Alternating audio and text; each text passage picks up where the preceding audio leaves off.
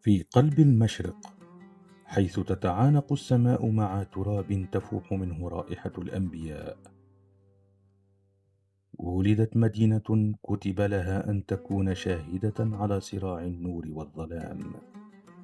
القدس ليست كغيرها من المدن، فهي لا تقاس بجمال حجارتها ولا بعمر أسوارها، بل بعمق الحكايات التي تجري في عروقها منذ آلاف السنين. قيل إن أول من أسسها هو اليبوسيون، وهم قوم من العرب الكنعانيين جاءوا من شبه الجزيرة العربية قبل أكثر من 5000 عام. أطلقوا عليها اسم أورشليم، أي مدينة السلام، ومنذ ذلك الحين صار السلام حلما يسكنها أكثر مما يسكنها أهلها. كانت المدينة حينها هادئة، محاطة بالتلال تضيئها شمس الصباح الذهبية وتغفو على نسمات الليل الباردة، لكن في هدوئها كانت تخبئ سرا أنها ستصير يوما مركزا للديانات الثلاث، ومسرحا للدموع والصلوات والحروب.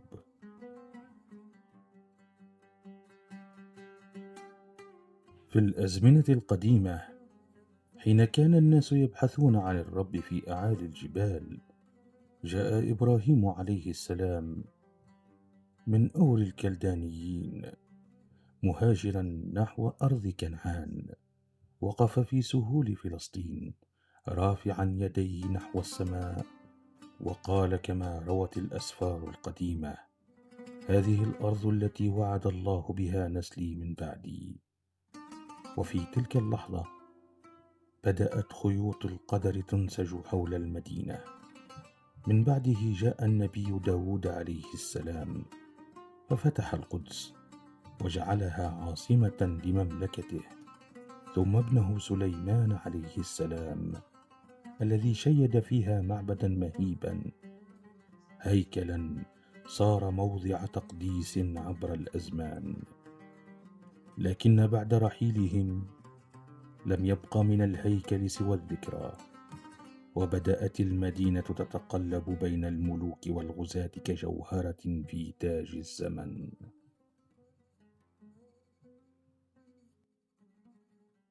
تعاقبت القرون، وامتدت يد البابليين بقيادة نبوخذ نصر، فغزا القدس وسبى أهلها وخرب معابدها، لتغرق المدينة في صمت ثقيل. ثم جاء الفرس بقيادة كورش، فسمحوا لمن نفي أن يعود. لكن الهدوء في القدس لا يدوم طويلا، فحين بزغ نجم الإسكندر الأكبر وصل صدى جيوشه إلى أسوارها، فدخلها دون أن يريق فيها دما، كأنه يعرف أن الدم سال فيها بما يكفي. كانت المدينة في تلك العصور مرآة للعالم، كل إمبراطورية تطأها تظن أنها أحكمت قبضتها على التاريخ، لكنها لا تعلم أن القدس لا تمتلك، بل تختبر بها الأمم.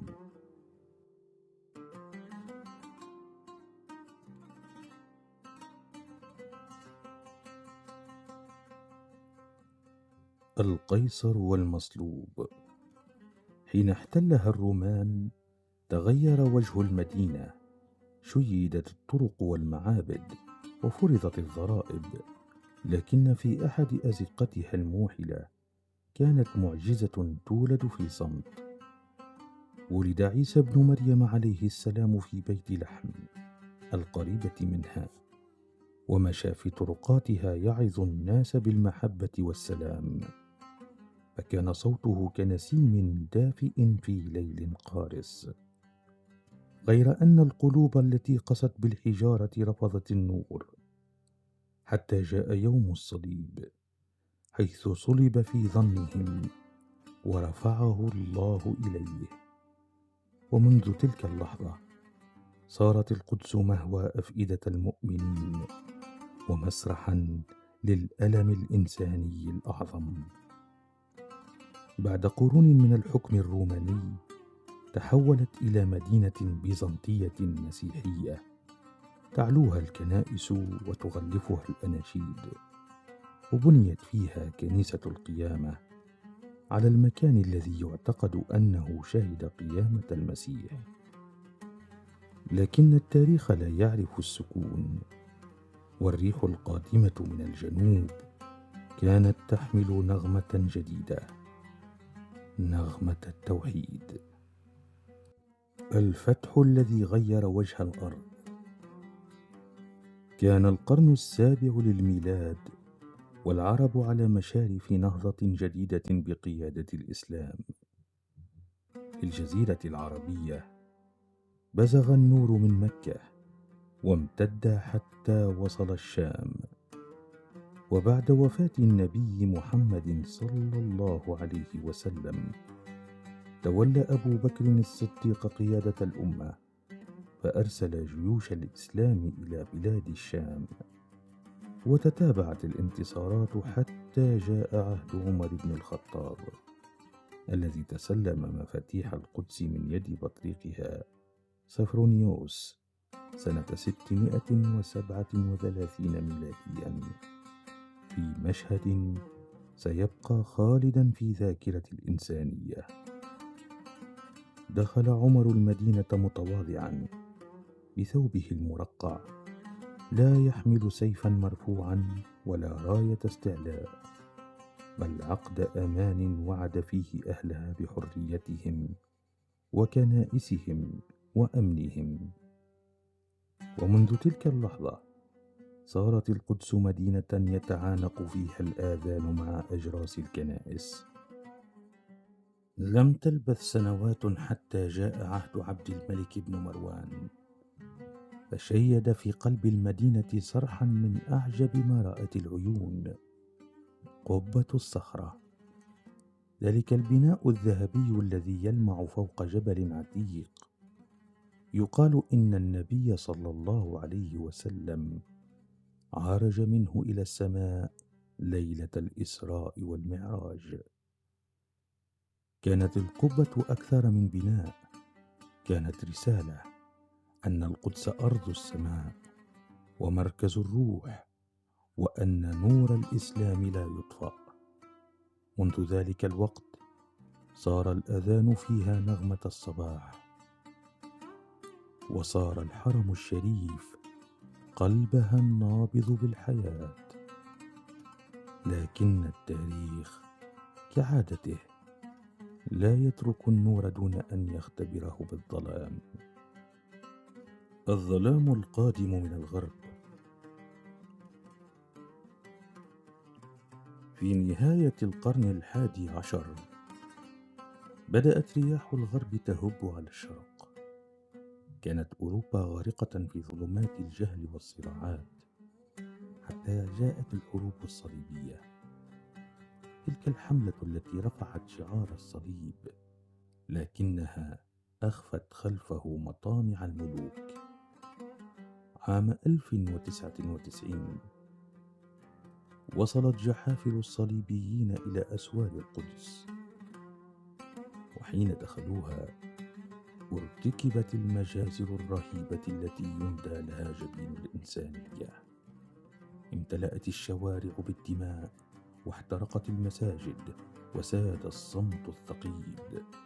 في تلك اللحظة خيل للغزاة أنهم امتلكوا المدينة إلى الأبد، لكنهم لم يعرفوا أن القدس لا تطيع إلا من يحبها بصدق.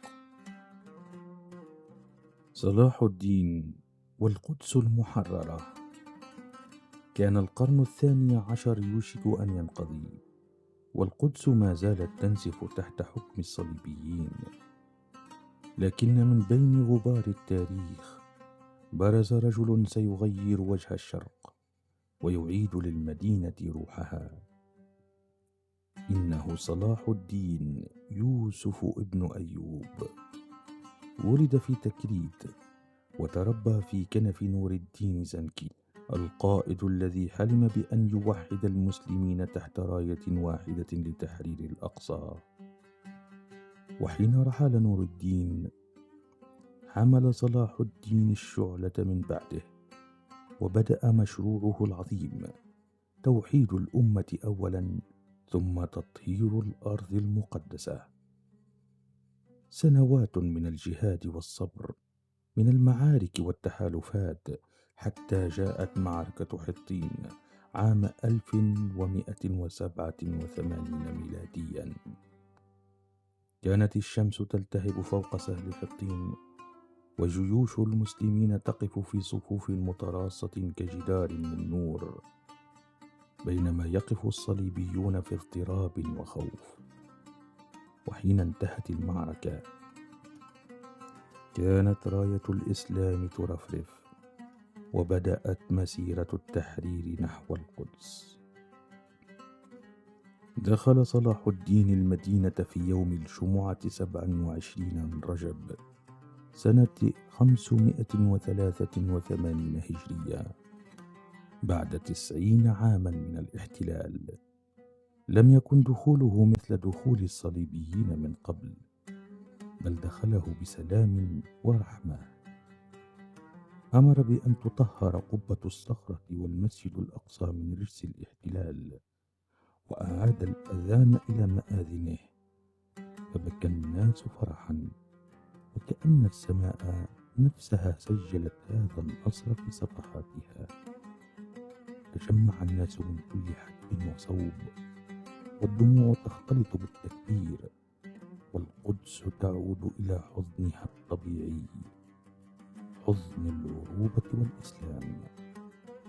كان صلاح الدين يعلم أن المدينة لا تحرر بالسيف فقط، بل تحرر بالعدل، ولذلك ترك لأهلها حرية العبادة، وحمى الكنائس والرهبان، وقال كلمته الخالدة: نحن قوم أعزنا الله بالإسلام، فإن ابتغينا العزة بغيره أذلنا الله. بعد النصر دوام الصراع. لم يدم السلام طويلا، فالتاريخ في القدس كالموج، كلما هدأ عاود الهياج.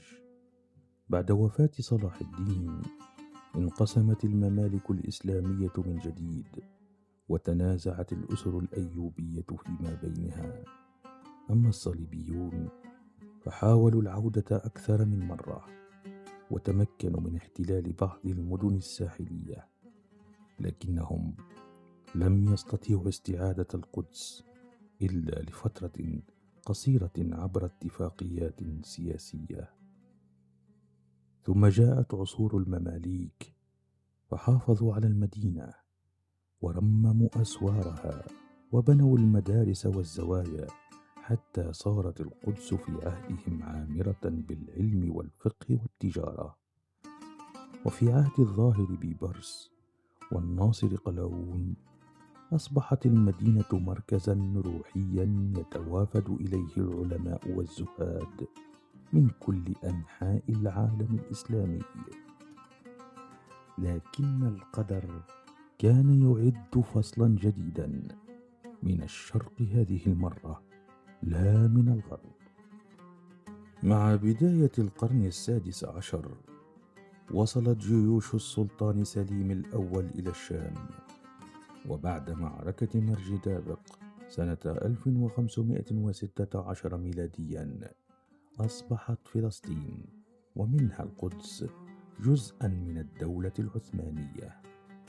وفي عهد ابنه سليمان القانوني بلغت المدينة ذروة مجدها. أعاد السلطان بناء أسوار القدس التي نراها اليوم، وزين أبوابها السبعة، وعمر المساجد والمدارس والخانات. كانت القدس في ذلك العصر تنعم بالاستقرار، يعيش فيها المسلم والمسيحي واليهودي في سلام نسبي، تقرع فيها الأشراس جنبا إلى جنب مع الآذان. دام هذا العهد قرونا طويلة، حتى جاء القرن التاسع عشر، وبدأت أطماع أوروبا تتجدد، تتسلل إلى الشرق بلباس الاستعمار الحديث. في تلك الأثناء كانت أوروبا ترسم خرائط جديدة للعالم، وخلف الأبواب المغلقة كانت القدس تذكر في أحاديث الساسة والملوك لا كمدينة مقدسة فقط، بل كمفتاح للشرق كله. النكبة الكبرى. عام 1917، ومع نهاية الحرب العالمية الأولى، سقطت الدولة العثمانية، ودخلت القوات البريطانية القدس بقيادة الجنرال ألينبي، وقال عبارته الشهيرة وهو يطأ أسوارها: اليوم انتهت الحروب الصليبية. كانت كلماته تشعل الخوف في قلوب العرب، وكأن التاريخ يعيد نفسه من جديد. وبعد سنوات قليلة صدر وعد بلفورد المشؤوم، الذي منح فيه وزير خارجية بريطانيا أرض فلسطين لليهود، وعدا بإنشاء وطن قومي. بدأت الهجرات اليهودية تتزايد، وبدأ الفلسطينيون يقاومون بكل ما لديهم من إيمان وحجارة ودموع. وفي عام 1948 أعلنت دولة إسرائيل على أرض فلسطين، فكانت النكبة أكبر مأساة في التاريخ الحديث. هجر أكثر من 700,000 فلسطيني من بيوتهم، ودمرت قرى، وسلبت الأراضي، وبقيت القدس جرحا مفتوحا في قلب الأمة. القدس الشرقية والنكسة. رغم ما حدث، ظلت القدس الشرقية تحت الإدارة الأردنية، وبقي فيها المسجد الأقصى والقدس القديمة تحت راية العرب. لكن عام 1967 حمل كارثة جديدة، حين اندلعت حرب الأيام الستة، فاحتلت إسرائيل الضفة الغربية والقدس الشرقية. رفع الجنود الإسرائيليون علمهم على أسوار البلدة القديمة، وأعلنوا أن القدس عاصمة أبدية لدولتهم المزعومة. ومنذ تلك اللحظة بدأت معركة من نوع آخر، ليست بالسيوف ولا المدافع، بل معركة الوجود. الفلسطينيون يدافعون عن بيوتهم بالحجارة، بالزيتون، بالكلمة، بالصبر. كل حجر في القدس صار شهيدا محتملا، وكل شارع صار قصة مقاومة. مدينة لا تموت.